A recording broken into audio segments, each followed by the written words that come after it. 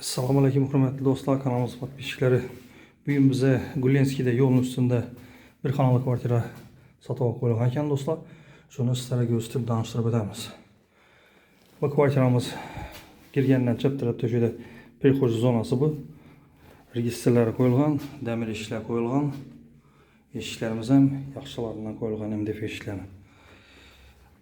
Zolimizga girsak, shundan bir chiroyli ravishda lyustralar bilan zatilgan, jaluzilar qo'yilgan, bantiri balkoni, registrlar ham yaxshisidan qo'yilgan.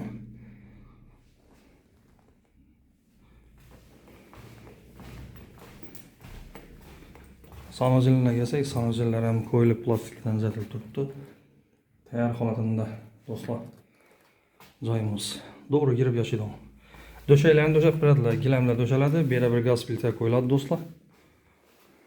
Gaz filtrlar qo'yilib, taxlanıb beriladi. Shunday görünüşdə Nasıl negativlarım yaxşısından qoyub qo'yibdilar. Bu cho'chiklar qo'yilib, tayyor holatida turibdi.